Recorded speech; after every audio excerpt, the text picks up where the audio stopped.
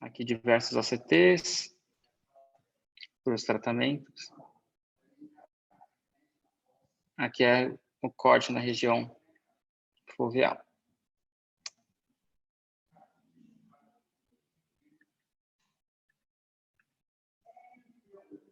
Exames também infrared e de alto flúor.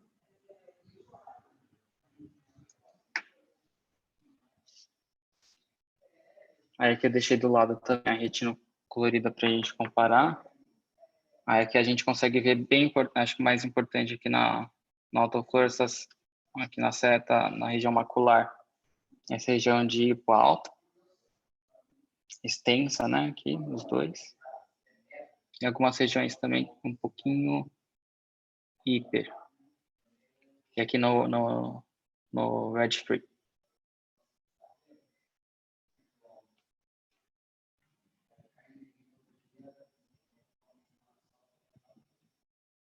Aqui a ancha eu coloquei de cada olho, aqui em cima o direito e embaixo o esquerdo. Então aqui na imagem inicial de baixo a gente já consegue ver na fase inicial o defeito em janela aqui, né, nessa região das alterações pigmentárias que a gente bate na região macular, a gente vê junto aqui na fundoscopia, na retinografia colorida. E na fase final a gente vê essa impregnação. Também nessa região. Opa. E aqui eu trouxe também, aqui não está uma qualidade muito boa, mas trouxe o OCTA do olho direito aqui no corte avascular do OCTA dos dois olhos.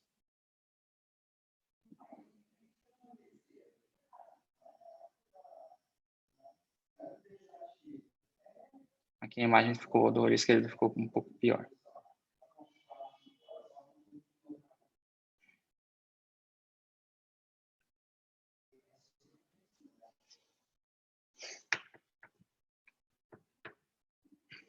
Quer que bote algum slide, doutor? Não, você não tem o resumo dos slides aí, né? Não, doutor, não coloquei. Tá. Então, alguém quer discutir? Um caso, então, um paciente de 44 anos, perdeu o olho direito há 20 anos, o olho esquerdo ele tem uma queixa de 2 anos, tem conta-dedos no olho direito, 20/50 no olho esquerdo e várias injeções intravítreas, a gente pode ver formato de membrana OCTA dos dois olhos. Então, a gente podia começar discutindo o diagnóstico diferencial numa pessoa jovem com essa alteração bilateral, e a partir daí a gente vê, se você puder deixar na tela o último OCT. Doutor, só um detalhe que o olho esquerdo, há 2 anos, foi também, segundo ele, foi um acidente no serviço, que o olho dele ficou vermelho, ficou coçando, ele ficou fazendo traumas também nesse olho. Então, certo. Deixar claro. Quem pode falar aí de diagnóstico diferencial e deixa o último OCT, porque tem tantos aí, coloca só o último. A gente vê conduta agora. Quem quiser falar, pode comentar. Posso falar, senhor? Pode, André. Bom, o OCT ele sugere bastante um quadro de uma membrana neovascular subretiniana em ambos os olhos, né? Já numa fase cicatricial no olho direito e uma fase cicatricial /exudativa no olho esquerdo, né? A gente observa ali em setembro de 2021 tem um pouco de fluido ainda intrarretiniano, né? E aí eu acho que o que tem que discutir aqui seria a questão da etiologia dessa membrana neovascular, né? Um paciente relativamente jovem, né? Para ter uma membrana neovascular. Isso. Então eu acho que o trauma é um fator de risco que tem que ser considerado no caso, né? O trauma pode levar a uma ruptura de EPR, favorecendo a formação de uma membrana neovascular subretiniana. Eventualmente alta miopia, né? Não parece o caso, mas uma automiopia poderia desenvolver jovem, né, uma membrana neovascular. Existem as condições idiopáticas, né, também como causa de membrana neovascular. e eventualmente inflamatórias, né? Seria uma outra causa de membrana neovascular no paciente jovem que não parece ser o caso. Aqui, acho que a causa mais provável deve ter sido o trauma que ele teve ocular, né? E, enfim, em termos de conduta, o olho direito me parece ser um quadro cicatricial atrófico importante, né? O autofluoro mostra bem o processo atrófico do EPR, né? E no lado esquerdo é o olho que precisa de um acompanhamento, que tem uma visão funcional mais relevante, né? 20/50, né? Então tem que acompanhar de perto para tratar uma eventual recidiva do edema, que pelo ACT de março agora não me parece estar em atividade a membrana. Ótimo. Alguém falaria de mais algum diagnóstico diferencial? Então, o André lembrou trauma. André, ele não tem nenhuma ruptura de coroide que induz a formação de membrana vascular aqui, né? Ele tem um quadro mais simétrico de alteração, certo? Então, não sei se a gente poderia considerar trauma por isso. Alta-miopia, ele tem uma lesão cicatricial bilateral, mas ele não tem fundos miópicos, né? Mas é outra consideração importantíssima no paciente jovem. Idiopático inflamatório, ele tem... A gente não vê tanta lesão no equador para a gente pensar talvez uma coroidite multifocal causando uma membrana vascular. Ele é homem, não é mulher, né? Então, a epidemiologia dele não bate tanto. Outra doença inflamatória, como o Jorge, se puder abrir o áudio do Jorge, não sei se ele consegue falar. O Jorge falou de outras doenças inflamatórias que o André falou, né? Mas a gente pensaria basicamente em coroidite focal e PIC. Certo, André? Você pensou em alguma outra condição inflamatória? Eu acho que pique poderia ser uma opção, assim, embora eu acho que as lesões no olho direito sejam bastante grosseiras para pique, mas acho que entraria no diferencial, sim. Exatamente, exatamente. Então, tem uma outra condição que vocês não estão lembrando aí. Não está muito nítido, não é? Na foto, aparece mais na anjo, mas eles têm estrias angioides, não é? Isso, ele tem estria muitas angioide. estrias. Essa foto, volta no slide anterior, foi isso. Esse ACT, o que do dia 11/21, pega até as rupturas do PR membrana de Bruch. É bem... Dá para ver até no ACT que ele tem as estrias angioides. Mas, enfim, a anjo é o melhor exame nessa documentação. Anjo e autofluorescência, né? Isso, a autofluor também dá para ver bem. Mas, enfim, tem muitas estrias angioides, e essas lesões que ele tem no olho direito, aí na média periferia, elas são mais pigmentadas do que o habitual, mas elas costumam aparecer também na estria angioide e na média periferia, umas lesões brancas que aparecem hiperrefletivas, ou bloqueio à fluorescência, e que aí estão um pouquinho mais pigmentadas. E que, então, enfim, eu acho que isso é um quadro bastante característico de estria angioide, embora o diagnóstico diferencial tenha sido muito bem discutido. Ainda no diferencial, se ele não tivesse as estrias angioides, eu acho que ainda dá para pensar naquela placoide relentless, né, mas é pacientes mais idosos que desenvolvem membrana neovascular e as lesões são maiores, né? Maior, serpiginosa, só para cobrir todos os quadros que tem membrana neovascular bilateral. Perfeito, perfeito. Uma serpiginosa macular bilateral, né? Aí teria que excluir causas infecciosas, né? Eu acho que a gente falou do que foi falado, então, aqui, do que o André falou. Trauma é importante a gente lembrar, mas em geral está associado com cultura de coroide. Automiopia é importante falar, que eu estou repetindo aqui o que o André está falando. Causas idiopáticas, né? Depois de causas inflamatórias, como pique, coroidite multifocal, ou serpiginosa, como a Cleide lembrou. E estria angioide, que é o principal diagnóstico diferencial, acho que é mais visível na autofluorescência. Se você mostrar a autofluorescência de novo, volta eu acho. A gente vê aqui, fica mais nítido as estrias na autofluorescência, né? Algumas a quantidade é tão grande que eu até sugeriria que ele deve ter aquela doença de pele lá, pseudoxantoma, né? Que ele tem muitas estrias. A gente tem biópsia de pele dele. Depois você vai ver a foto do pescoço dele. O Rony queria mostrar de cara, né, Rony? Eu escondi, né? Mostra isso depois. Tá, então esse é o importante, mais que até que o diagnóstico desse paciente, é o diagnóstico diferencial que o André comentou, né? E que é importante.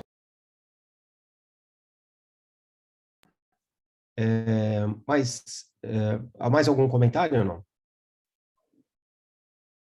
Só lembrar que... Pode falar, Cleide. Não, só observar que a membrana dele é do tipo 2, né, que é esperado para todas essas causas secundárias, os 2 olhos, a membrana tipo 2. E só lembrar que, geralmente, esses pacientes eles fazem uma calcificação, né, da membrana de Blue e pequenos traumas que acabam favorecendo, né, a ruptura da membrana de Blue e EPR e formação da membrana neovascular, né? Então, isso explicaria porque que ele correlacionar com microtraumas, né, do olho, né? Isso, Talvez. isso. Ele coçou os olhos e piorou a visão. Às vezes você tem isso, rompe a membrana de Blue e aí você tem crescimento de membrana ou sangramento ou crescimento da membrana, né? O Jorge Rocha está escrevendo aqui que as membranas têm um prognóstico ruim. Eles têm uma recidiva grande por causa da semelhante à degeneração macular, e ele é jovem, né, 44 anos, mas se a gente ficar em cima desses pacientes, seguir esses pacientes mensalmente, a gente vai mostrar depois sendo um caso de 11 anos, que a gente consegue manter visão nesses pacientes, mas tem que ver esses pacientes com muita regularidade, né? Eu acho que foi falado tudo aqui, Rony. Você quer seguir? Tem algum outro dado para mostrar dele? Posso seguir, doutor. Já. Assim, o caso foi, eu tentei enxugando bastante coisa para te seguir aqui. Aqui a imagem, aqui é que a doutora Cleide estava mostrando, né, que dá para ver melhor nas estrias angioides na autofluo. Que estou passando a seta. Aqui. Bom, então, estrias angioides, paciente com pseudoxantoma elástico. Aí a gente tem aqui do nosso serviço o laudo histopatológico confirmando, né? Aqui, entrando em detalhes histológicos. E aqui as lesões papulares aqui em região de dobras aqui no pescoço, principalmente. Dá para ver bem. Essa biópsia foi feita aqui no nosso serviço mesmo, depois que ele começou a acompanhar com a gente. Pode seguir. Tá. Só uma coisa, doutor, que eu queria falar. Quando ele chegou para a gente, na verdade, tinha um laudo que falava que ele tinha degeneração macular relacionada à idade.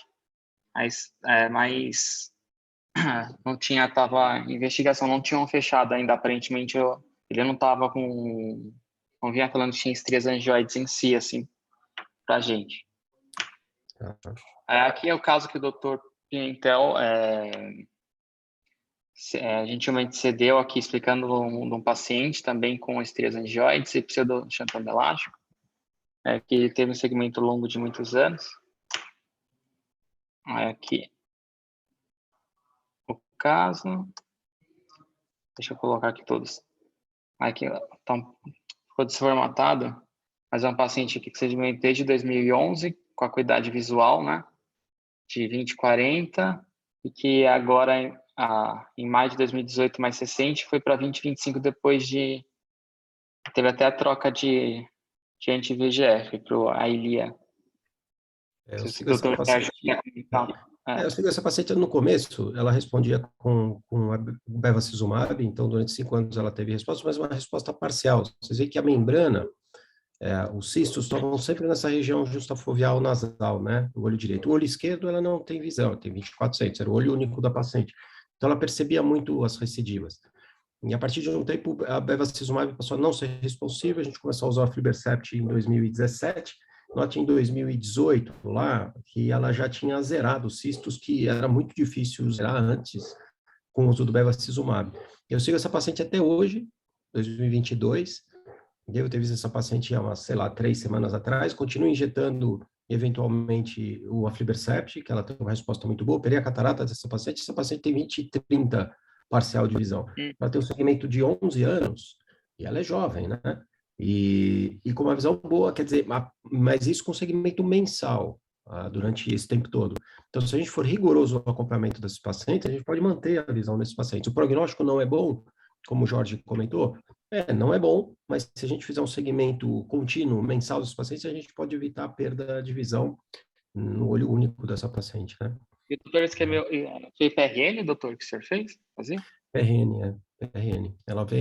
Ela é o único olho que ela tem, é uma mulher ativa, então ela vem todo mês para avaliação, tá? Todo mês. Você pode tratar estendendo esses pacientes? Pode. mas o paciente ela não tem muito recurso financeiro para ficar injetando sempre, então ela prefere injetar quando for necessário. Então, eventualmente, ela fica 3 meses, às vezes 4 sem injetar, às vezes 2, mas eu vejo ela mensalmente. Tá? A escolha dela, eu deixo os pacientes escolherem a forma de acompanhamento, o PRN ou o tratar estendendo. E compara com uma bastante diferença. Quer continuar? Pode seguir? Então, já posso partir para a revisão da literatura, doutor? Ficou um pouco extensa. Tá, você vai ter que acelerar aí, hein? Alguém quer fazer algum comentário antes da revisão? Não? Sérgio, Oi, Rony, Oi. fala. Tudo bem? Esses casos são interessantes, como aquele caso que você mostrou, que na maioria das vezes acontece ali perto do feixe papilomacular, esse desenvolvimento primeiro de uma membrana não exudativa, principalmente esse monitoramento no olho contralateral, e os casos, às vezes, eles aparecem com membranas em locais distintos na mácula. Quando você faz o OCTA, às vezes você consegue ver uma neovascularização superior, outra peridiscal, outra temporal, um pouco na mácula. Parece que vai havendo rompimentos da BRU em locais diferentes. É o único casos assim que eu vejo, que eu consigo ver, às vezes no OCTA, vários ocasionamentos de membrana isoladas assim, né, nesses casos assim. Então, se alguém tem alguma dificuldade no diagnóstico, quando tem um OCTA com meio que múltiplas membranas, pensar em estrias angioides se de repente a estria for pequena e a pessoa não conseguiu identificar no exame. Quando tem muito tempo de duração, os pacientes, Rony, eles acabam fazendo cicatrizes nessas outras membranas e elas se tornam inativas. Mas, em geral, tem alguma membrana perifoveal que é sintomática, que continua com atividade, como essa paciente. Então, essa paciente, Rony, se você olhar o fundo de olho dela, ela tem tanta alteração pigmentar que não dá para acreditar que ela tem 20/30 de visão. Que ela deve ter tido outros episódios de fibrose, de membranas pequenas que fibrosaram, envolvendo toda a região macular. Essa membrana justafoveal nasal é que baixa a visão dela, né? E que ela percebe muito bem, tá? É isso. Às vezes essas membranas não são ativas ao mesmo tempo, né? Então elas aparecem, regridem e outras crescem, certo? Mas é isso. Ótimo comentário. O Rony, agora você vai fazer essa revisão voando, tá bom? Posso Pode ir. começar? Pode. Pode ir também, doutor, se quiser que eu pule alguma parte, pode falar, tá? Porque Não, tá a bem... gente já tinha cortado, né? Você vai resumir aí, certo? Tá bom, beleza. Mas é que eu tenho um resuminho aqui também para ir falando, que tá grande, mas eu vou tentar... Eu coloquei os pontos-chave para isso, para tentar não falar muito. Então, primeiro, assim, uma série de artigos, né, de revisão. Tem uma que é uma revisão das estrias angioides, para compreender, assim, desde da fisiopatologia até o tratamento. Aí, assim, a epidemiologia, eu vou tentar ser rápido, elas são geralmente, constituem, né, essas linhas irregulares, peridiscais, que elas vão ali desde a margem do disco até a periferia da retina, mas não é obrigatório. Tem pacientes que a minoria tem só ali na região peridiscal, mas a maioria se estende ali para a periferia, mas não é obrigatório até lá. Então, elas são irregulares, lineares, elas se assemelham com aqueles aspectos, né, longo ali, que corresponde, né, a membrana de Bruch calcificada, né, quebradiça, que eu já vou falar um pouco mais para frente. Então, ela vai ficar mais marrom avermelhada, e isso vai depender também do pigmento do paciente, né? Então, paciente branco ou negro, depende vai poder mudar também o aspecto na fundoscopia. E a largura também dela é variável. As estrias angioides, elas têm um caráter hereditário, porém, o padrão de herança ainda não é certamente reconhecido. Só sabe que tem essa tendência familiar. Geralmente, ela ocorre entre a segunda e a quinta década de vida, não tendo sido feito nenhum diagnóstico em menores assim de 10 anos na primeira década, não tem caso, na literatura. Importante também que mais de metade dos pacientes que têm estrias angioides tem alguma doença de base, alguma doença concomitante, tem até aquele PEPs, que ajuda a lembrar das principais causas, mas a lista é extensa de doenças que podem estar associadas. Na patogênese, então, né, a questão aqui é um fator de antimineralização sistêmico, que daí ele vai, como não tem esse fator, a falta desse fator, né, vai acabar tendo uma calcificação dos tecidos conjuntivos que tem bastante fibra elástica. Lembrar que a membrana de Bruch, né, no meio dela, né, tem a camada de fibra elástica, daí que acaba tendo esse depósito importante de cálcio. Também tem de outros sais, mas o principal é cálcio. Aí com isso, muito bem, eu não lembro quem comentou agora há pouco, justamente pode ter pequenas rupturas dos vasinhos sanguíneos ali, principalmente quando o paciente tem trauma, coçadura, e daí você pode desencadear, assim, como um fator desencadeante dessas estrias, né, de toda a cascata sistêmica. Lembrar que na patogênese, a principal complicação, né, vai ser a neovascularização da coroide, né, que é o crescimento desse tecido fibrovascular. Em defeitos, como o Dr. Sérgio também falou, ela pode ativar e inativar, aí outras regiões também serem ativadas, não tem uma regra muito definida. Aí, quando essa barreira, né, enfim, aí depois desse evento, algum trauma, essa barreira é rompida, né, da membrana de Bruch, daí a gente tem a questão que pode ter essa comunicação aí, né, entre a coroide, partindo da coroide para a retina, né, que é a proliferação aí dos vasos, né, que é a neovascularização da coroide.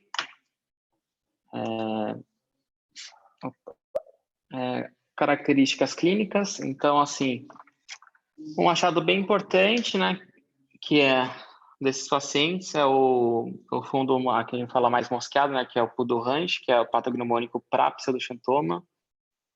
A distribuição também das estrias, como eu já falei, podem variar. Tem outras manifestações fundoscópicas também, como o Dr. Sérgio já mencionou agora há pouco. Enfim, aí a complicação mais significativa, como já falado, é a proliferação, neovascularização de coroide, o prognóstico geralmente não é muito bom, ainda mais que muitos pacientes estão na meia-idade, né? São pessoas economicamente ativas. A incidência da neovascularização secundária às estrias angioides pode variar de 40% a 80%. Geralmente é assimétrica, ocorre bilateralmente até 70% dos casos. Como acho que a doutora Cleide já falou também, a tipo 2 é a forma mais comum, porém tipo 1 pode estar associado e o padrão misto também, né? Aí dá para entender o tipo 1, o tipo 2 até pela própria patogênese da formação, né, da neovascularização. Aqui as imagens, aí tem mais para frente também vou falar de novo das imagens, então não vou me estender muito aqui. Já foi bem falado aqui nas regiões, a gente tem a infrared, no meio B a autofluorescência e no C a angiofluor, como já tinha comentado anteriormente no próprio caso. Assim. Lembrar só que, eu não coloquei aqui, mas a gente falou extensamente na apresentação também, o OCT, ele é muito utilizado, né, para o próprio diagnóstico, como a própria doutora Cleide disse, que pelo OCT dá para você ver ali, na região da retina externa. O OCT também pode mostrar, inclusive, cálcio, os depósitos do cálcio é mais difícil, mas dá para ver na região da membrana de Bruch, pela sua hiperrefletividade. Principalmente nos pacientes, né, o estudo que mostra isso é em pacientes com pseudoxantoma elástico.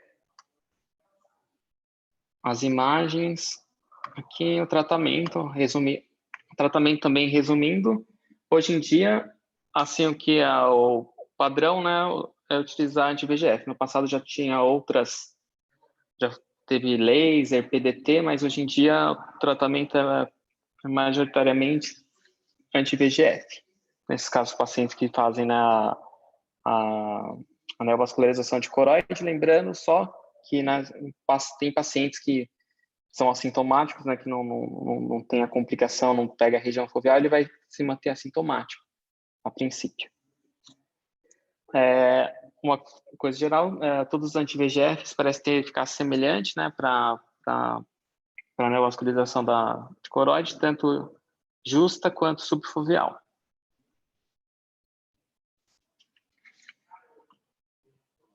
Aí aqui o ponto-chave, doutor, só um resumo do que eu já falei, não sei se quer que eu repita. Eu acho que não Pode. precisa. Você já falou, pula. Já falei, tá? Os outros são semelhantes. Aí aqui é um outro estudo que ele coloca a utilização do Eylea, né, um estudo italiano para o tratamento da neovascularização de coroide secundária às estrias angioides.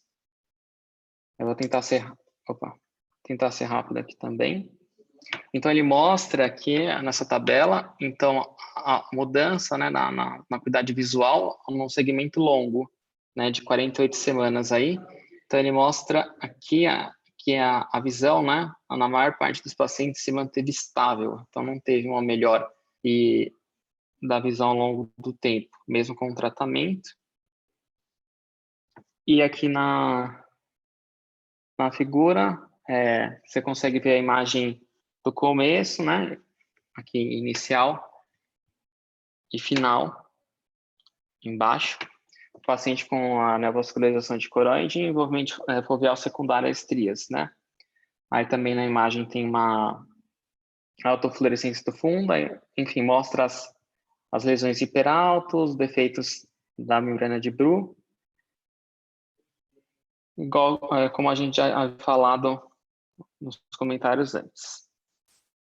Aqui também os pontos-chave do estudo. Então, resumindo, o Eylea tem o potencial de reduzir a carga de tratamento, porque a questão da própria, todos já sabem, né, do próprio aflibercept, né, com o tempo de duração dele. Então, teoricamente, diminui os riscos de múltiplas injeções, ele consegue segurar mais que as outras. Então, todos os agentes anti-VEGF são eficazes para estabilizar, porém, é uma minoria dos casos só que melhoram. O Dr. Pimentel mostrou um caso que, né, quando ele teve a troca, né, do Lucentis para aflibercept, fez diferença naquele caso específico. A neovascularização, né, secundária às estrias, uma pequena parcela das membranas em centros clínicos. Então, assim, se você tem, é difícil fazer estudo que você compara pacientes tratados com anti-VEGF com você deixar a doença progredir. Então, apesar de mesmo injetando no final, você pode não ter melhora da visão, é difícil hoje em dia fazer um estudo sem e deixar o paciente seguir o curso natural da doença. É isso, basicamente. Então, assim, mesmo tendo a recuperação anatômica, né, do ponto de vista anatômico, o ganho funcional não necessariamente vem junto. Esse estudo era mais para mostrar que não necessariamente você vai ter um ganho visual aí na maioria dos pacientes. Bom, tem outro que era dos focos hiperrefletantes, né?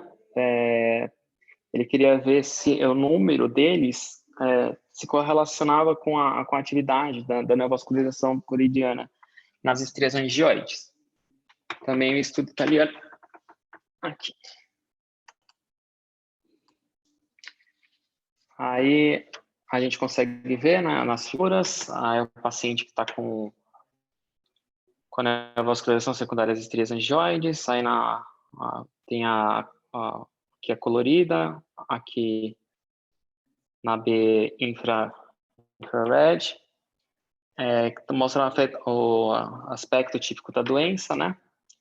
Daí na seta azul está destacando, né, a questão do estudo, né, para a gente ver como ela se relaciona com a neovascularização aqui, que era o objetivo do estudo. Na imagem C, a gente tem o esquema, né, do OCT, aí tem as setas vermelhas aqui, duplas verdes, que estão a vermelha, região foveal, verde aqui, separando a região parafoveal, região parafoveal. E aqui em cima, essas cabeças de seta, né, amarela e azul, estão apontando aí para esses focos retinianos, né, aqui em amarelo, esses focos hiperreflectantes, né, em amarelo aqui na retina, e os focos hiperreflectantes coroidais em azul. Acho que dá para, não sei se está dando para ver aqui, ó, esses pontinhos. Isso daí é só para entender o desenho do estudo. Daí aqui, ele está mostrando as variações dos números desses focos hiperreflectantes nas diferentes fases da atividade da neovascularização da coroide.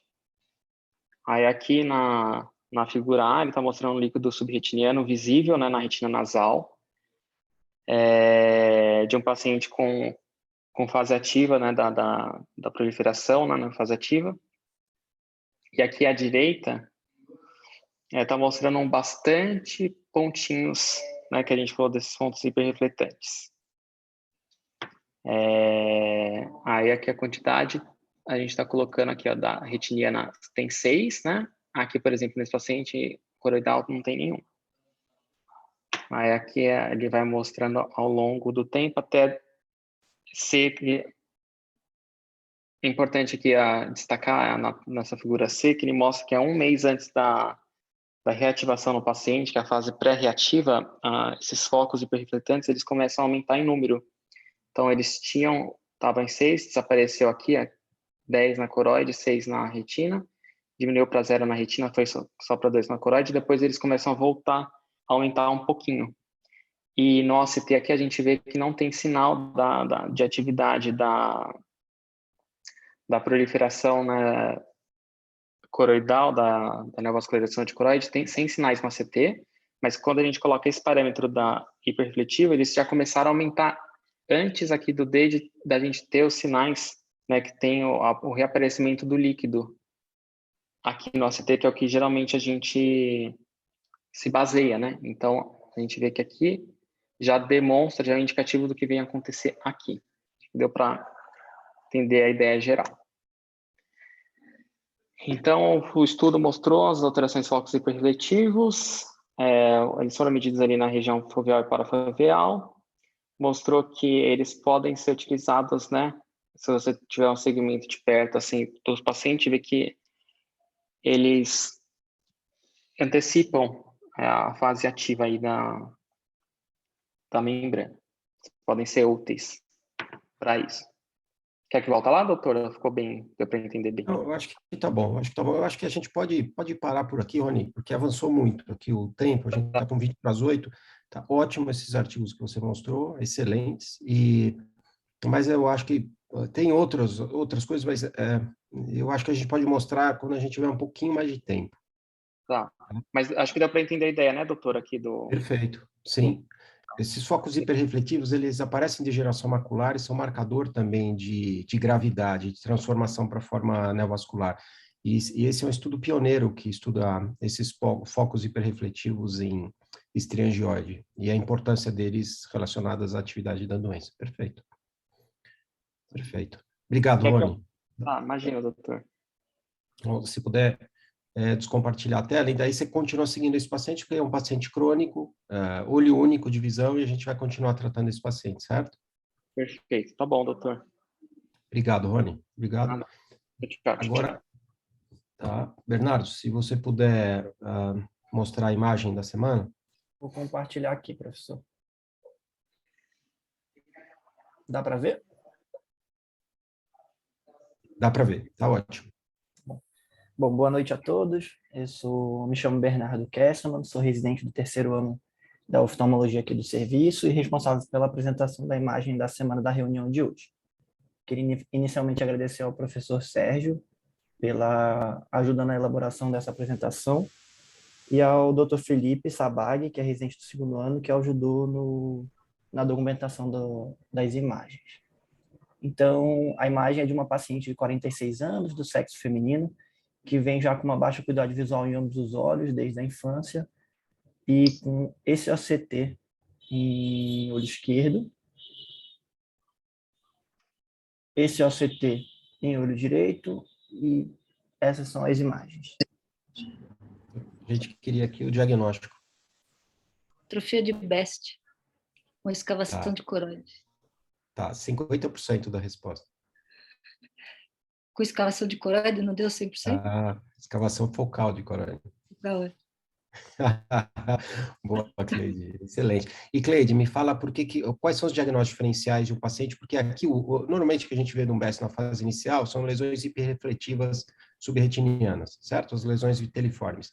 O problema do BEST, de você só mostrar o SCT e de ele confundir, por exemplo, com uma central serosa crônica, é que a lesão viteliforme é reabsorvida, então você vê essa lesão hiporrefletiva subretiniana, certo, Cleide? sim. E isso pode fazer um diagnóstico de uma central serosa crônica errado só com o OCT, certo? Tem uma correlação de escavação focal de coroide tanto com PAC coroide, quanto com central serosa, quanto com distrofia de BEST.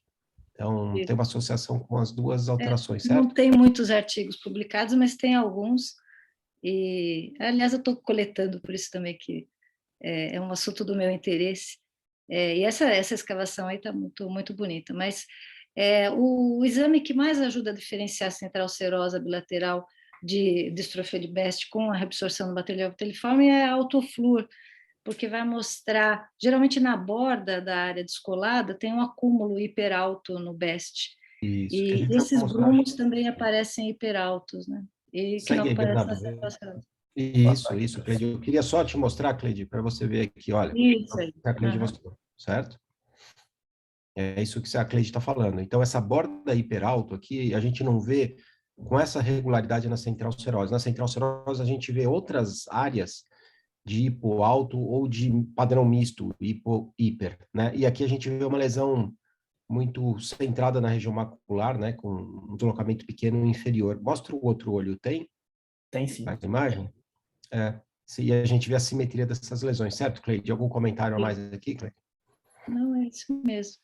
E onde tem esses resíduos que estão hiperalto é onde ainda tem material viteliforme. E depois essa área que está quase iso no meio, ela começa a ficar preta, que é quando começa a perder os fotorreceptores, né? Isso, exatamente. Um diagnóstico para outros, se a gente quiser complementar, avançar, o eletroaculograma é reduzido nesses pacientes com distrofia de BEST, né? Então, se você tiver alguma outra dúvida, você pode solicitar esse exame, certo? Então, você fala com o Daniel Motti que ele colhe a saliva e faz o teste genético. A gente tem. A gente tem. Não tem, Bernardo? Tem sim, professor. A doutora Cleide já falou tudo. Esse é o teste genético da paciente, já com a alteração do gene de BEST1 associado à forma autossômica dominante.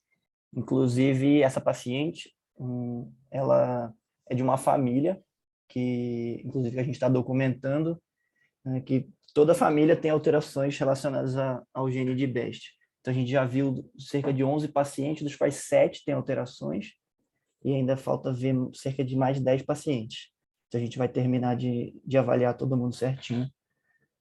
Quantos tem escavação focal? Acho que a gente Professor, contou aí. Dos que a gente viu até agora, dos 11, se eu não me engano, são 2, professor. Tá. Nessa família?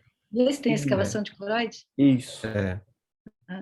Isso, falta avaliar alguns pacientes ainda que não conseguiram ver da última vez, mas... Um tempo atrás eu levantei, eu acho que na literatura deve ter uns 4, 5 artigos só de escavação de coroide associada a BEST, escavação focal, são raros. E geralmente eles fazem membrana nesse local, tem que acompanhar, porque onde tem a escavação, já normalmente a escavação focal da coroide é uma predisposição para membrana, e particularmente nesses pacientes com BEST. Sim, é isso aí. Ótimo. Bernardo, você quer fechar aí? Posso. Sim. Então, falando um pouquinho da escavação focal de coroide, eu vou fazer uma breve revisão, um pouquinho mais rápida, sobre o tema. Então, esse é o primeiro relato dessa alteração, foi feito em 2006, publicado na Retina. Essa paciente era uma mulher de 62 anos, que veio uma consulta ambulatorial de rotina, não tinha queixas, e ela era 20/30 de visão, com cerca de 3,5 graus de miopia.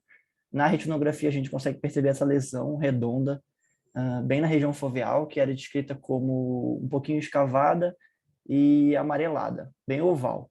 E aí foi feito um OCT, na época era a qualidade que existia, e que era possível observar essa integridade retiniana com essa essa concavidade da coroide bem na região subfoveal, com esse espaço que eles sugeriam ser preenchido por um líquido subretiniano, mas nessa paciente não tinha qualquer repercussão visual, ela era 20/30, não tinha nenhuma queixa, e aí foi aventada apenas uma alteração anatômica, sem qualquer repercussão propriamente visual. Até que em 2011, esse grupo, chefiado por Margolis, fez um estudo com 12 pacientes com atrofia, com essa escavação focal de coroide.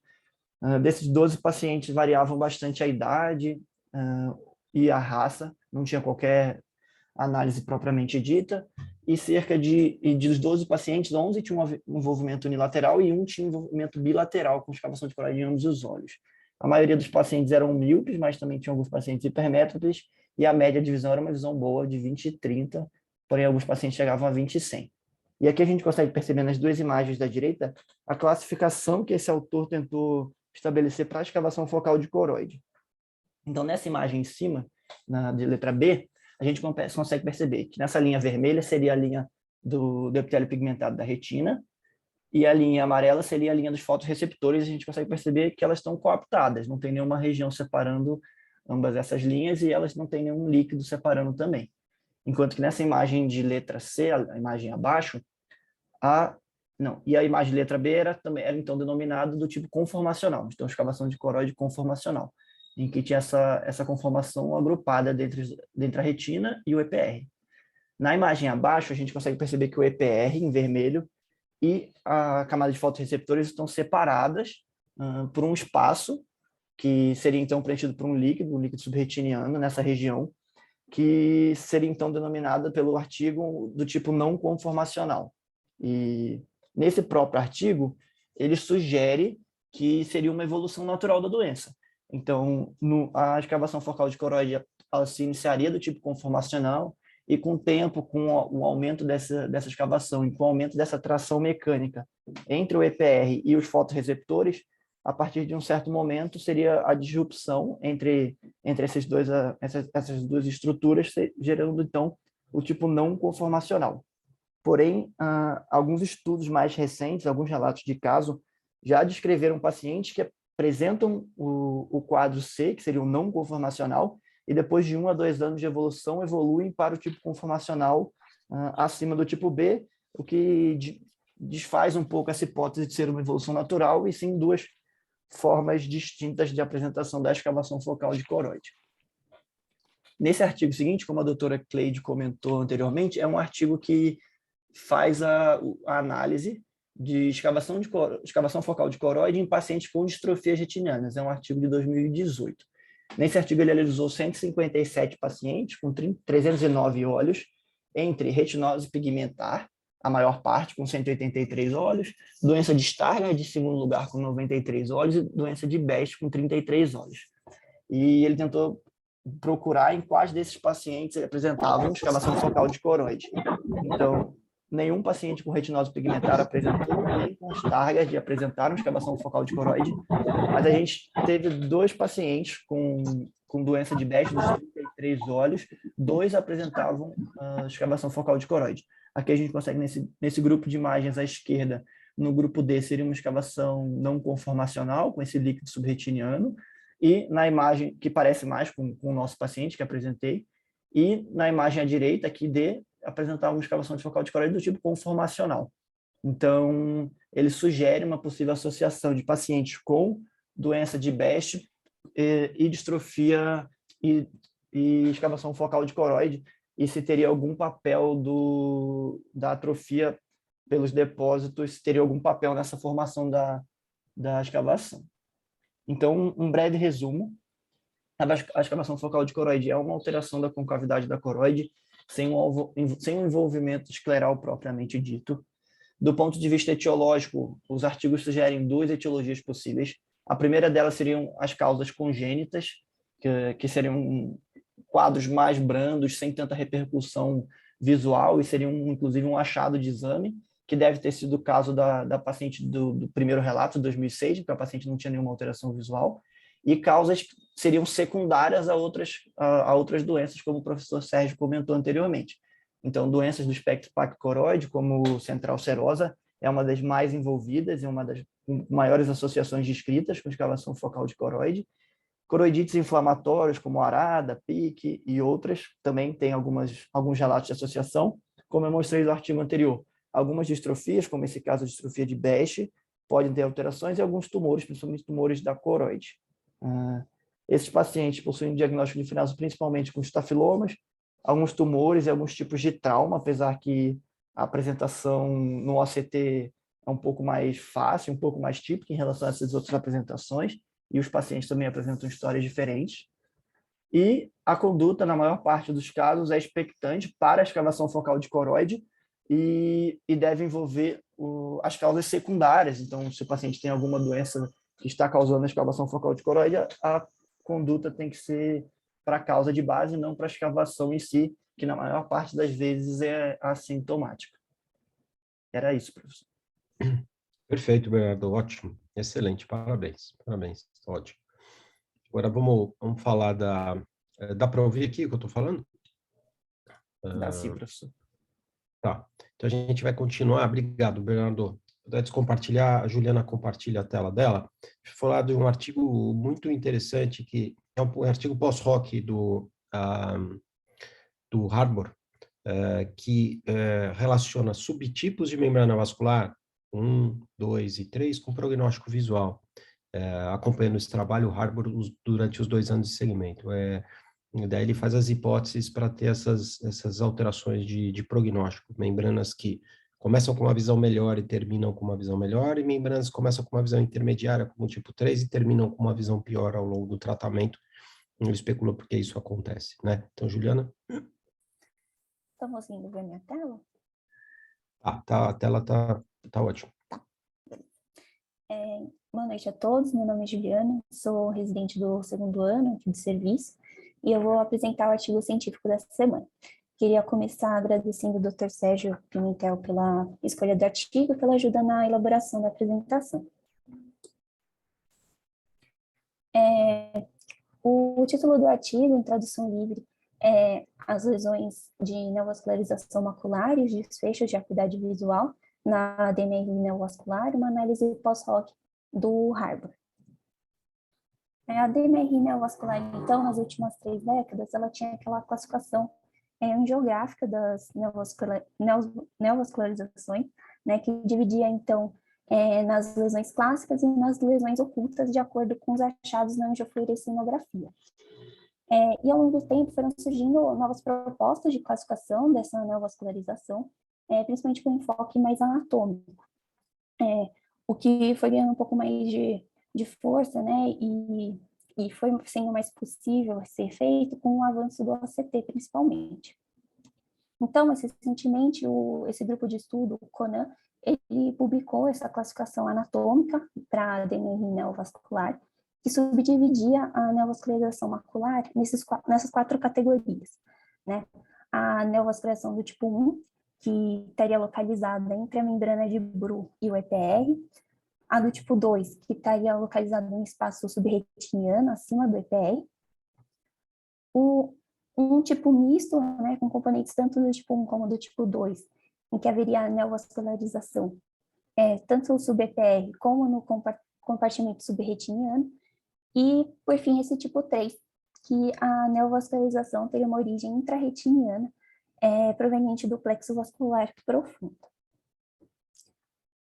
E tendo visto, então, essa nova classificação anatômica para a neovascularização macular, definida pelo Conan, esse estudo ele tinha como objetivo avaliar se existia uma associação entre essa nova classificação anatômica e o prognóstico visual e resposta à terapia antiangiogênica, em especial nesse estudo com o ranibizumab. Para isso, então, foi feita uma análise pós-hoc do Harbour Trial. O Harbour Trial foi um ensaio clínico randomizado fase 3 duplo cego, que contou com 1.097 olhos. Foi um estudo multicêntrico que tinha como objetivo avaliar a segurança e eficácia das injeções com ranibizumab de 0,5 e 2 miligramas, que eram administradas mensalmente ou no esquema PRN. Os critérios de inclusão para esse ensaio clínico Harbour foi uma acuidade visual com correção de 20/320, a 20/40, evidência de neovascularização de coroide subfoveal ativa, uma área total de lesão menor do que 12 áreas de disco e uma área total de neovascularização de coroide maior do que 50% da área total de lesão determinada na angioflúor. E o que esse estudo fez? Cada um dos olhos selecionados, foi randomizado para receber ou meio miligrama ou 2 miligramas de ranibizumab no esquema mensal ou no PRN depois de três doses mensais, né, de injeção como dose de ataque. E esses pacientes eles eram avaliados mensalmente por 24 meses com avaliação mensal de acuidade visual e OCT e avaliação periódica também com angiofluorescenografia e retinografia.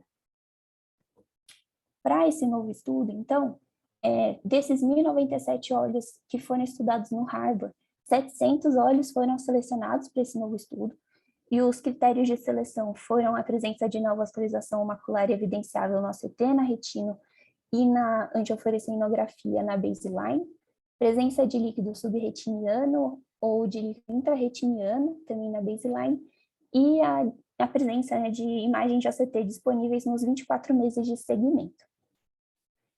Cada um desses olhos selecionados foi submetido a uma revisão retrospectiva das imagens da avaliação multimodal desses casos e classificados, então, conforme os critérios definidos por esse grupo de estudo, o CONAM. Vale a pena ressaltar só que os pacientes classificados como tipo 2 e como tipo misto, eles foram reunidos no mesmo grupo devido ao pequeno número de olhos que foi classificado como tipo misto. E além de ter uma hipótese de que, na verdade, na neovascularização do tipo 2, haveria em conjunto uma neovascularização do tipo 1 que não foi detectada. Desses 700 olhos, então, 37,6% foi classificado como do tipo 1, 41% como do tipo 2 ou misto, e 21,4% como do tipo 3. E a gente pode observar nessa tabela que dentro de cada subtipo de neovascularização, houve um certo equilíbrio entre os olhos submetidos ao tratamento mensal e ao esquema PRA. Nesse gráfico aqui, a gente tem a média de acuidade visual em cada subgrupo, né, de neovascularização macular ao longo do tempo de segmento do estudo. E a gente percebe que os pacientes do tipo 1, que são esses em preto, eles tiveram constantemente melhores valores de acuidade visual ao longo do estudo, enquanto que os do tipo 2 e do tipo misto foram os que apresentaram os menores valores de acuidade visual ao longo do segmento. Os do tipo 3 tiveram um padrão intermediário, mas o que é importante ressaltar é que os do tipo 3, a partir mais ou menos do 12º mês, tiveram uma piora de acuidade visual, uma tendência de piora, né, de acuidade visual que não foi vista nos outros dois tipos, que se mantiveram mais constante ao longo do segmento nesse estudo. Nesse gráfico aqui, a gente tem o ganho de acuidade visual em relação à baseline em cada subtipo, com 12 meses e 24 meses, e a gente percebe que, apesar do tipo 2 ter sido aqueles que tiveram os menores valores de acuidade visual, eles foram, na verdade, o que tiveram os maiores ganhos de acuidade visual ao longo do segmento. Então, como a gente viu nos gráficos, né, houve uma diferença na resposta ao tratamento e no desfecho de acuidade visual, de acordo com o tipo de neovascularização macular que cada paciente tinha na baseline. E como a gente viu, os pacientes da neovascularização macular do tipo 1 tiveram uma melhor média de acuidade visual nos 24 meses, e os com neovascularização do tipo 2 ou misto tiveram uma menor média de acuidade visual, mas tinham as maiores médias de ganho de acuidade visual ao longo do tempo. E o que o artigo ele propõe para explicar isso é que essa menor média de acuidade visual seria por uma maior propensão da neovascularização macular subretiniana em levar um dano dos segmentos internos e externos dos fotorreceptores, e que o maior ganho de acuidade visual era porque os vasos eles seriam menos maduros e, portanto, mais sensíveis à terapia com anti-VEGF. O artigo ainda pontua que os ganhos de visão foram discretamente maiores no esquema mensal em relação ao esquema PRN de tratamento, e ele também chama atenção para aquele fato que eu já tinha comentado, que a neovascularização macular do tipo 1 e do tipo 2 em misto, eles tiveram uma resposta mais consistente ao longo do tempo em relação ao ganho de visão adquirido nos 24 meses de segmento. Ele chama atenção, em especial, para a neovascularização do tipo 1, que foi a que teve a maior chance de manter uma melhor acuidade visual ao longo do tempo, e a hipótese que ele levanta para isso é que a neovascularização sub-EPR, ela seria meio que uma resposta compensatória à hipoxemia, e limitaria a isquemia e, consequentemente, limitaria também o dano ao EPR. Já a neovascularização do tipo 3, ela teria aquela tendência de perda do ganho visual que ela obteve.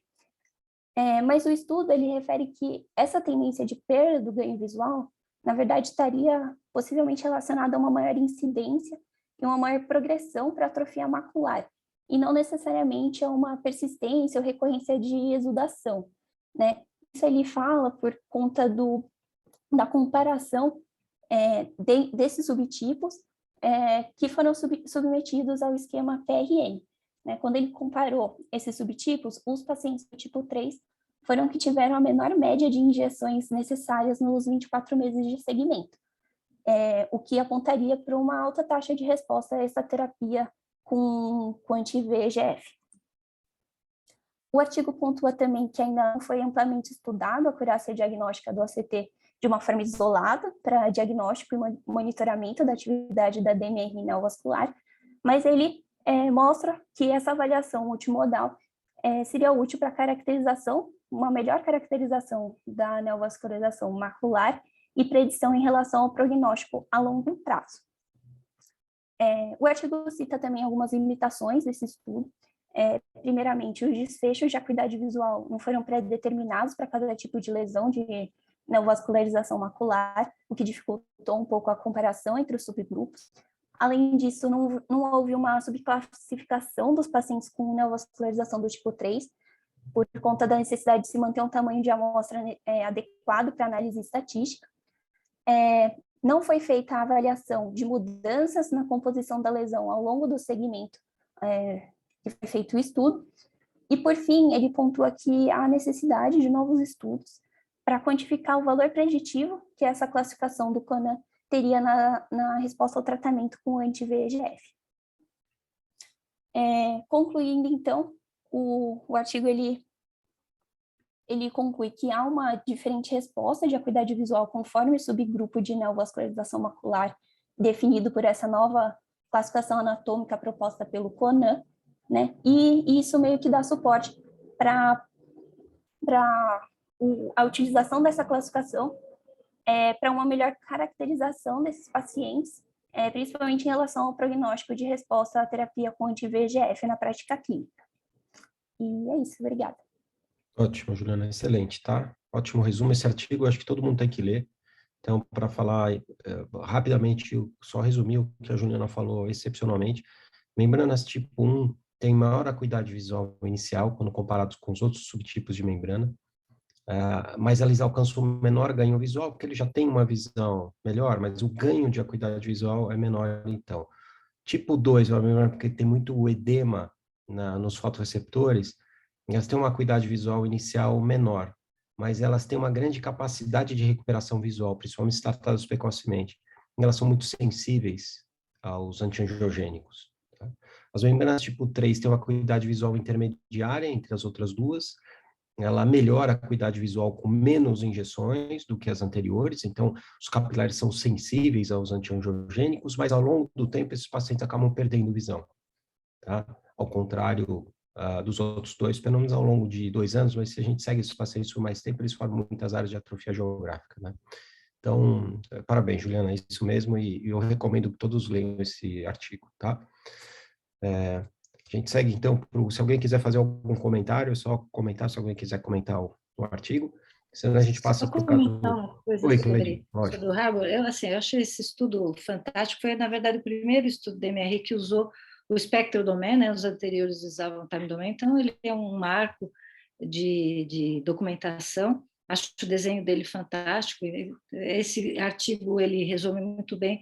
Na verdade, esses achados todos já tinham sido publicados previamente em uma série de outros artigos, mas compilar foi muito bom.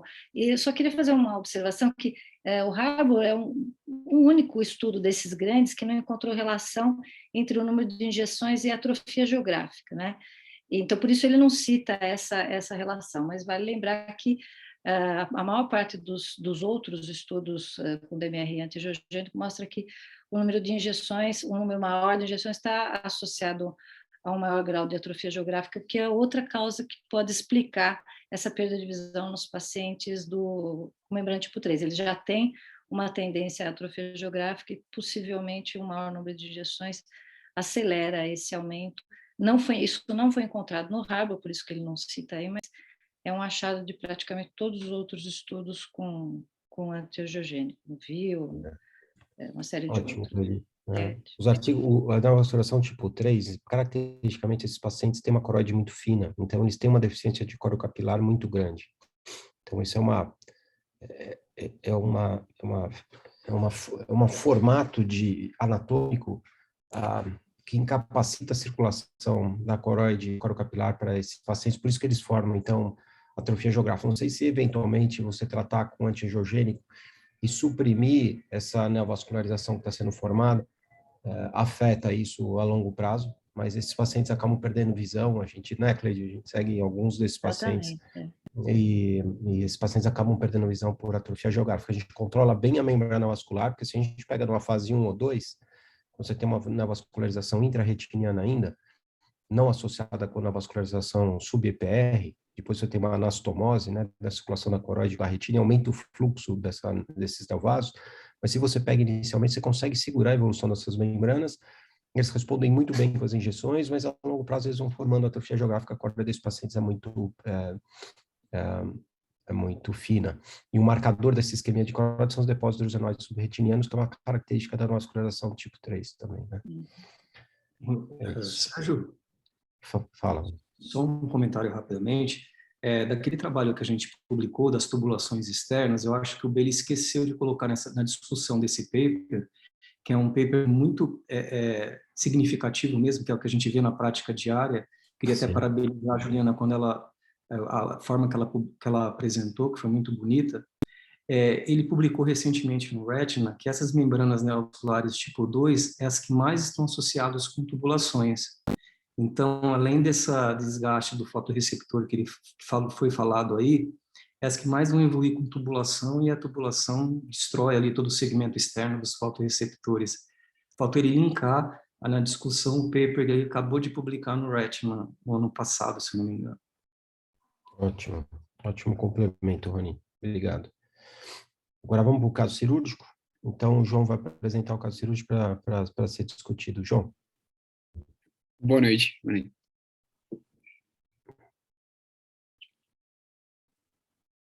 Tá aparecendo na tela direitinho? Pode ir. Obrigado. Bom, então, gostaria de agradecer ao senhor professor pelo convite e também agradecer ao Dr. Leandro Cabral, Dr. Marcelo Laveso e também a doutora Lívia Conce e o Dr. Pedro Rissoli pela ajuda com o desenvolvimento do caso, né? Meu nome é João Bertocco. Vamos começar o caso. É de uma paciente de 35 anos, mulher, que chegou para a gente no nosso pronto-socorro, né, se queixando de uma piora da acuidade visual, depois, com 5 dias de história, depois de um quadro de baixa de acuidade visual, dor e hiperemia desse olho, que já tinha começado há um mês.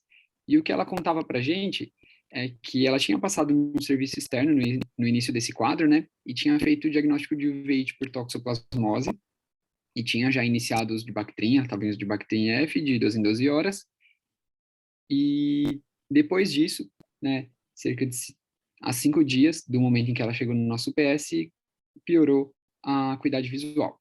Não tinha nenhum antecedente patológico, e no exame oftalmológico, ela apresentava uma acuidade visual de 20/20 no olho direito, né, e o olho esquerdo estava com uma acuidade visual de conta-dedos a 10 centímetros. Não tinha nada digno de nota no olho direito, enquanto no olho esquerdo ela era fásca, com cristalino transparente, tinha uma cruz de reação de câmara anterior ainda, né? E tinha uma sinéquia posterior nasal. O fundo de olho, então, do olho direito não tinha nenhuma alteração. E o olho esquerdo, o olho da queixa, tinha esse aspecto, né? Que a gente consegue observar que nessa região aqui tem um PVR pré-retiniano, bastante mais largo aqui, né, mais extenso. Aqui, uma região que parece de um PVR subretiniano. Aqui tem duas áreas com a retina mais dobrada e que a gente não conseguiu pegar na imagem do Daytona, né, aqui na retinografia de grande angular, mas bem na periferia tinha alguns pontos de PVR também pré-retiniano, aqui ao final dessas áreas de dobra, né?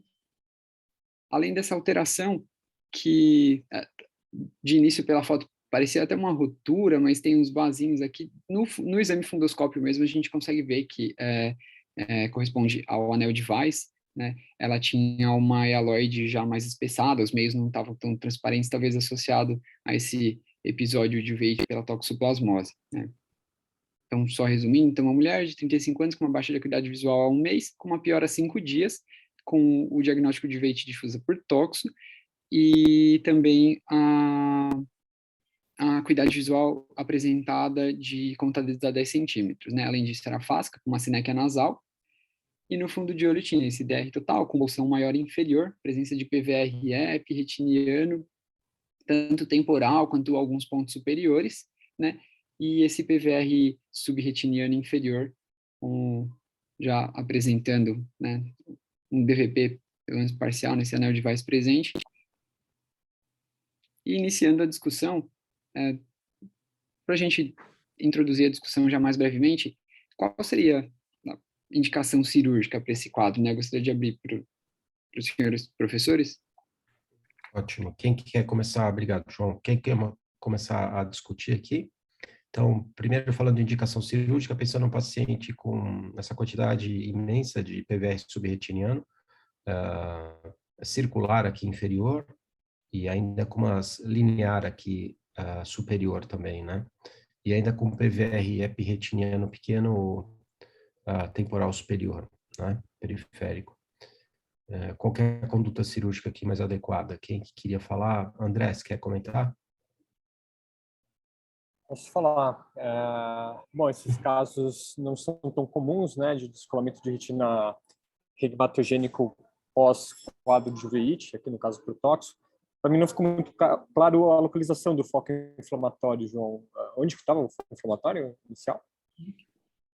Ela tinha um foco pequeno, temporal superior, mas Tá. era bem discreto mesmo. A gente não conseguiu pegar com Daytona. Não tinha rotura visível no exame? Não, nesse exame, não. Tá.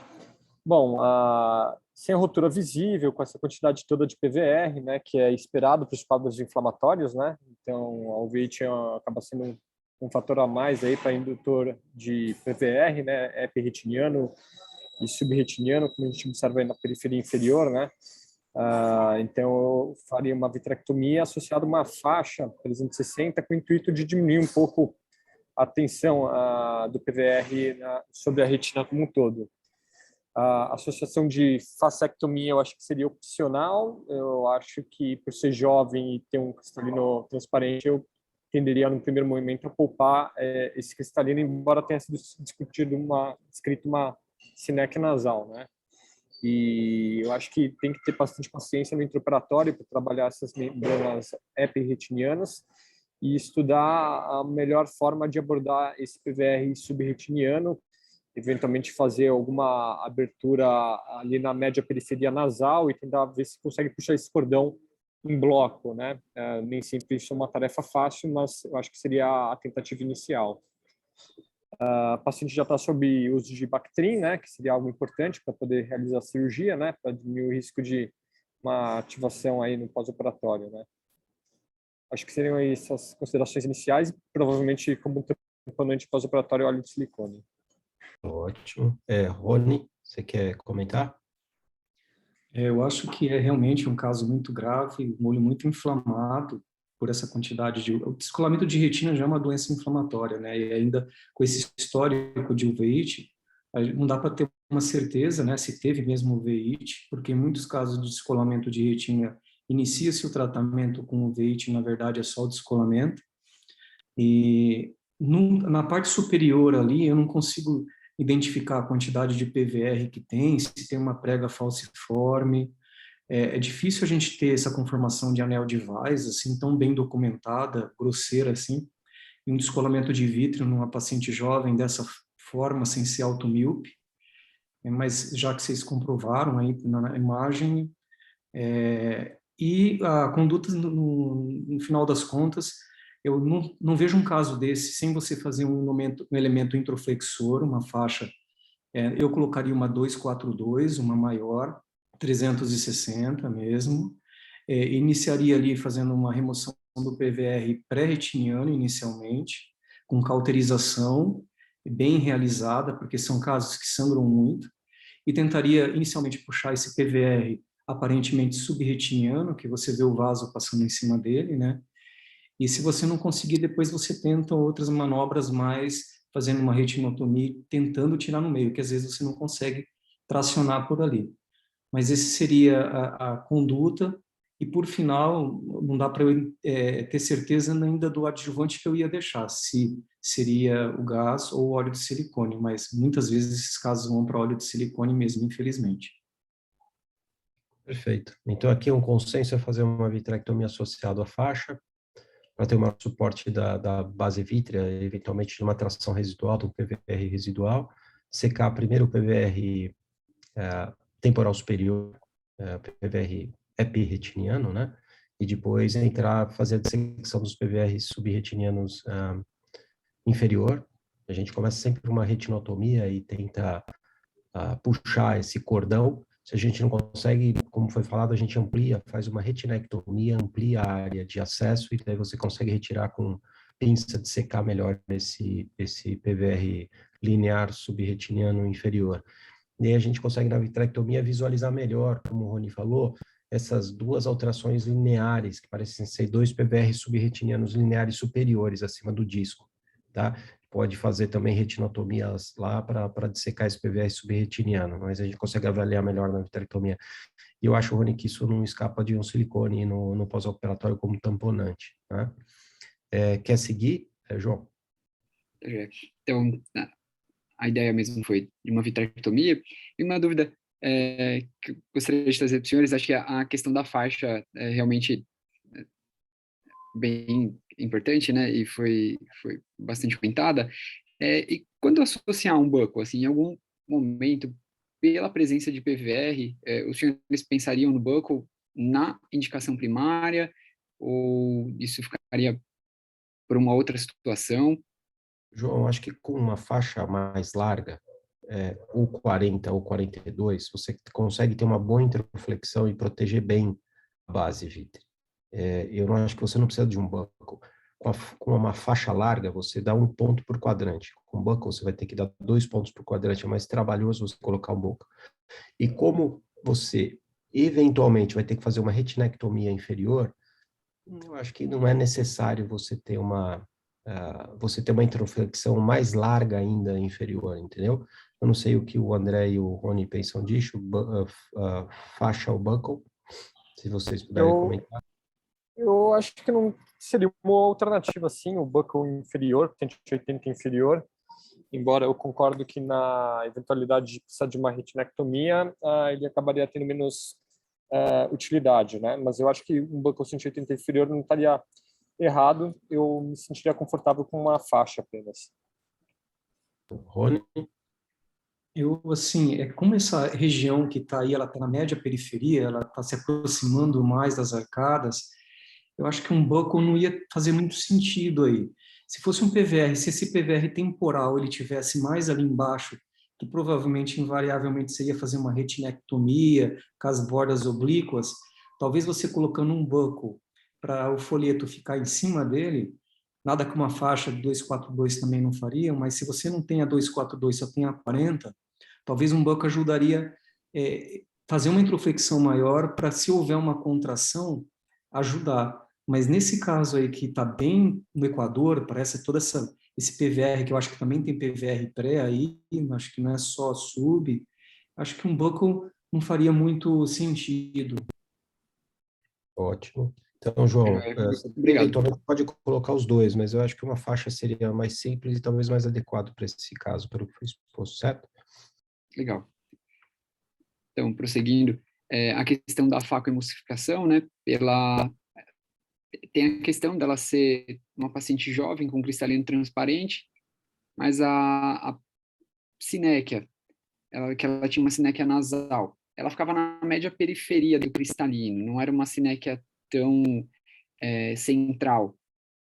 A gente acaba evitando, na opinião dos senhores, pelo fato dela ser mais jovem, para tentar preservar a acomodação, ou assim, se abordaria, mesmo se tivesse uma quantidade maior de sinéquias, restringisse um pouco mais a visualização da periferia, em que situação? Então, João, você vê, você tem, se for uma sinéquia pequena e a pupila está bem, com o sistema de não contato, você consegue ver muito bem a visão panorâmica, não vai fazer diferença. Se ele tivesse um PVR circunferencial anterior, que você tivesse que dissecar lá na periferia, talvez você precisasse fazer da faco. Mas nessa paciente com esse PVR, como aqui foi dito, já no Equador, e é lá que você vai ter que ficar mexendo, eu não acho que seja necessário você fazer uma faco inicial nesse paciente. Tem pessoas que começam todas as cirurgias de retina com faco. Eu acho que aqui, nenhum de nós três, a gente faz isso, né? A gente faz eventualmente se a catarata estiver atrapalhando a visualização da retina ou se a gente for dissecar a extrema periferia, um PVR, né?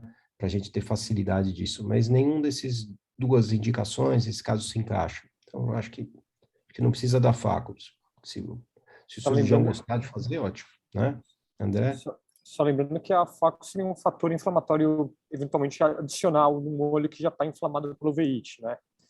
Então, eu acho que num olho que o cristalino é transparente, paciente jovem, eu acho que a tendência seria mais de preservar o cristalino e se eventualmente evoluir com a catarata, aí sim aborda ela. Mas eu acho que seria um fator inflamatório adicional também. Acho que tem um consenso nisso, João. Legal, obrigado. A questão, acho que o óleo de silicone é algo que a gente acaba pensando mais de início, né? Em alguma situação, para um caso com uma quantidade de PVR grande, como essa paciente, caberia o gás? Eu acho difícil o gás nesse caso, isolado, porque eu acho que a gente vai ter que... Não sei como é que vai ser a dissecção desse PVR inferior. Eu acho que talvez você tenha que aumentar a retinotomia para conseguir retirar tudo, e daí o gás não vai conseguir bloquear esse rasgo maior que você vai fazer inferior para conseguir dissecar isso. Se fosse todo o PVR superior, que é incomum a gente ver PVR superior, né? As células do epitélio pigmentado fazem um PVR, elas se depositam, então os PVRs em geral são inferiores e anteriores, né? Por isso, ou subretinianos, como nesse paciente. O gás tem pouca indicação, né? Então aqui eu acho que vai para óleo de silicone. Mas uma coisa, o substituto você decide no final da cirurgia. Você imagina o que você vai usar no começo, mas você vai usar no final. Mas no final você vê o que você fez e daí você vê se o gás cabe ou é melhor o silicone. Nesse caso, eu acho que a gente também falou a mesma coisa, quer dizer, todos acham que vai ser óleo de silicone, e eventualmente, se pudesse ser gás, melhor ainda, mas eu acho pouco provável. Joia. Então, a indicação foi de uma faixa associada à vitrectomia não combinada, FACO, né? E no intraoperatório, algumas dúvidas que a gente acaba tendo, né? Que o Dr. Rony até mencionou, então, começar pelo PVR epirretiniano, né? E uma dúvida, se haveria necessidade de uma abordagem bimanual, ou em alguma situação inespecífica que isso acabaria sendo necessário, né? E que o senhor também já mencionou algumas técnicas para a gente usar para remoção do PVR subretiniano, né? Então, a partir de uma retinotomia ou então uma retinectomia, acho que isso o senhor acabou mencionando um pouco mais.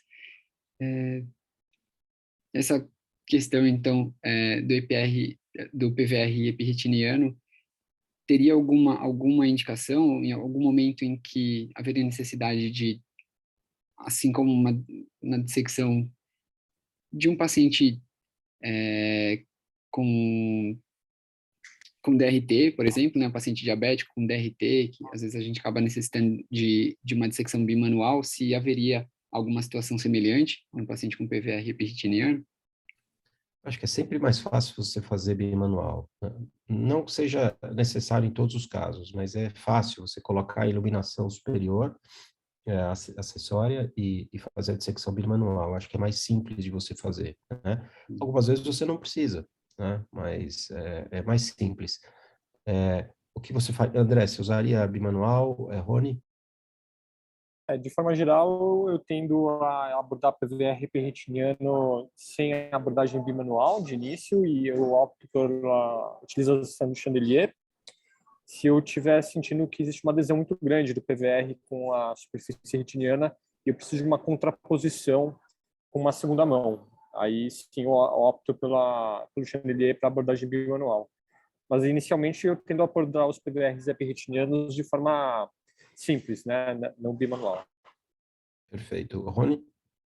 Eu acho que é esse mesmo o início, porque eu tenho uma visualização melhor com a iluminação direta no início, para definir aonde eu tenho um plano maior. Porque quando você vai com o chandelier, você tem uma perda de iluminação. E às vezes o que você acha que é uma membrana, você tem uma retina ali meio catrófica. Então, depois que eu consegui levantar, de certa forma, onde eu gostaria, aí talvez eu, com uma dificuldade ali, eu abordo o bimanual. E também onde, quando você tem aquelas fibroses, né, na saia vítrea ali, que é muito difícil você fazer uma separação, aí a técnica bimanual também cabe bem. Mas, de uma maneira geral, eu inicio com uma iluminação forte ali para definir bem as estruturas. Perfeito, João? Bom, então, só para exemplificar para o pessoal que está acompanhando a gente, essas técnicas que o professor mencionou, então eu peguei uns vídeos, infelizmente eu não consegui filmar a cirurgia, a gente levou o computador e o equipamento de filmagem, mas o aplicativo não rodou no computador, a gente não conseguiu gravar a cirurgia. Mas aqui, então, um exemplo de uma técnica através de retinotomia para remoção de PVR subretiniano, né? Então, ele faz o endocautério aqui da região, cria uma pequena retinotomia e, com o auxílio de uma pinça, ele vai removendo as membranas num cordão único.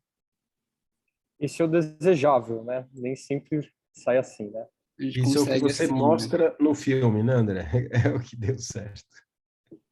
Então, de uma retinectomia, esse daqui não é exatamente uma retinectomia, né?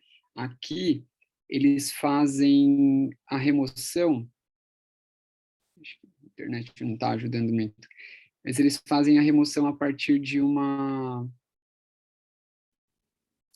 ruptura, mas através dessa ruptura, eles acabam evertendo a retina e do mesmo modo, né, como se faz numa retinectomia, você, através da visualização da porção mais externa, né, mais interior ali da retina, você vai removendo essas trações, né, esses cordões. Então, rebatendo a retina, ele vai removendo os cordões de PVR. Aqui é do professor Marcos Ávila, que é um excepcional cirurgião, extremamente habilidoso. Ele fez uma retinectomia periférica, dobrou a retina e fez a dissecção em todo o PVR subretiniano. Depois você reaplica a retina com perflu e faz laser, certo? Bom, o que aconteceu no intraoperatório, como eu falei, eu não tenho o filme, mas durante a indução do DVP, né, ela realmente já tinha um DVP parcial, e eu fui progredir o DVP para além das arcadas. Essa região estava muito próxima da arcada temporal inferior, né? E aqui acabou criando uma rotura larga que acabou se estendendo por essa região. E através dessa rotura, né, a gente via que não era bem um cordão que tinha aqui embaixo, mas tinham alguns grumos de PVR, eles não estavam todos associados em um cordão único, né? E um líquido subretiniano, ele era bastante espesso e ele começou a drenar depois da abertura dessa rotura, né? E essa região aqui, ela assentou, essas dobras acabaram se desformando, sem necessidade de remoção desse PVR, né? Então, aqui acabou se desfazendo, aqui a gente acabava vendo aqueles cordões, esses pedaços de PVR subretiniano que não eram um cordão único, né? E acabei removendo com auxílio de uma PIC. Depois, continuei a região superior, consegui progredir melhor o DVP para mais periférico e fiz a remoção dessas trações superiores, né, em seguida. E a paciente acabou evoluindo dessa forma, que a córnea não estava muito boa, a imagem está um pouco mais difícil de ver, mas ela já tinha melhorado a acuidade visual, né? O laser ainda está bem recente, e o que dá para ver é que nessa região inferior, né, durante a gente acabou ampliando um pouco mais aquela ruptura induzida iatrogenicamente para acessar melhor esse PVR, mas sem a necessidade de fazer uma retinectomia, né?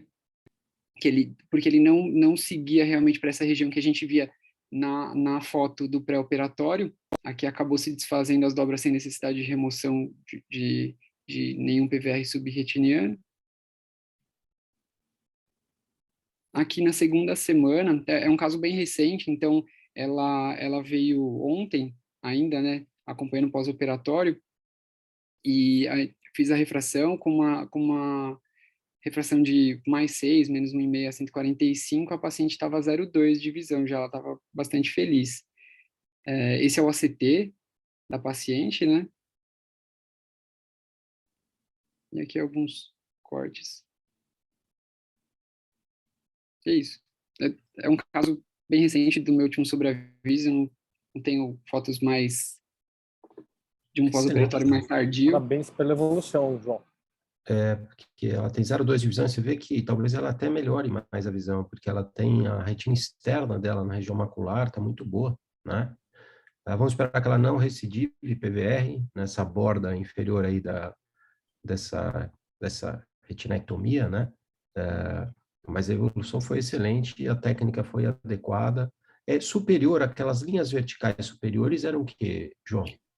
Era ela tinha lá?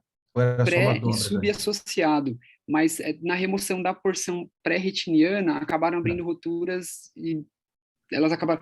A gente consegue ver que ficaram espaços grandes, defeitos grandes na retina, e a gente acabou soltando, ficaram algumas traves, terminei fazendo cautério e segmentando essas traves que ficaram, e até ficou parecendo como se fosse uma retinectomia superior, Sim. mas ela tinha PVR pré e também tinha umas áreas de PVR sub associada a esse PVR pré-retiniano. E o que dava para ver é que ela tinha superior e temporal superior algumas áreas com várias micro-roturas associadas, adjacentes assim, a esses PVRs. São várias áreas de micro-roturas. Talvez de lá, então, tenha se originado esse descolamento regmatogênico, a partir das roturas superiores múltiplas lá, é isso? É como se fosse uma área de látice com várias roturas pequenas, é isso? Exatamente. Se assemelhava muito, não tinha aquela configuração do látice, trelista clássica, aquela configuração clássica, mas realmente eram várias porções de retina com micro-roturas. Talvez isso tenha favorecido aí a um descolamento mais lentamente progressivo e que tornou esse vítreo mais inflamado e acabaram diagnosticando externamente como uma toxoplasmose. Ela, de fato, fez as sorologias, ela tinha IgG positivo para toxo, então eu mantive o Bactrim dela, ela ainda tá fazendo o tratamento com o Bactrim. Perfeito, perfeito. Rony e André, algum comentário final aí? Só parabenizar pela evolução aí. Só me chama a atenção que não ficou tão claro a localização da foco de coreretinite aí no pós-operatório. Né? Então, não dá para ver. Tinha uma região bem periférica temporal superior com uma região de cicatriz de retinocoroidite, mas não justificava uma uveite tão intensa como parecia. Era bastante periférica e pequena. Temporal superior. Tá. Não é uma localização que justificaria uma baixa de visão tão importante assim para terem... Certo. Rony, algum comentário final aí? Eu acho que o principal aí, quando você faz uma retinectomia como o João fez, a gente vê esse aspecto no final com pouco sangue. E aí vai você fazer uma endocauterização muito minuciosa, porque é esse sangue na borda das retinectomias que podem contrair e ajudar o PVR. Então, na minha opinião, tem pouco sangue. Acho que foi um sucesso mesmo, essas retinectomias que ele fez. Talvez essa amplitude de retinectomia que a gente observa aí vai ajudar a minimizar a chance de ter PVR, porque às vezes, inadvertidamente, eu vejo que fazem uma retinectomia muito econômica, e isso às vezes faz proliferar novamente, tracionar em tenda, e talvez essa retinectomia que ele fez possa ter sido suficiente para colar um caso tão grave como esse. Perfeito. João, você colocou algum explante aí? Inferior? Fizemos a faixa 360. Você fez uma... E que elemento você colocou na faixa? A faixa foi com o quê? Com a faixa 240? É a faixa... Acho que é a faixa 200... não, a faixa é uma do HC 240. Tá. É a do HC, não é aquela faixa mais larga, a 42. Tá. O ideal, assim, é usar uma faixa que seja mais larga, esteja 4 milímetros, 5 milímetros de largura para introfletir mais, né? Mas tá ótimo. Agora tem que ver o pós-operatório se ela não reprolifera, né? Como vocês já comentaram, mas ela voltou a ter visão, 0,2 de visão, para um caso tão complexo, né? É um ganho muito bom, é um ganho excelente, tá? Então, João, parabéns aí pelo caso, tá? E pela cirurgia, parabéns, ótimo. Obrigado. E Rony e André, obrigado pelos comentários aí, agradecer a apresentação de todos, né? Os comentários de todo mundo, todos que participaram ou assistiram aqui à reunião, e quinta-feira que vem a gente tem a reunião seguinte, tá? Então, boa sexta-feira, bom fim de semana para todos. Um abraço para todo mundo.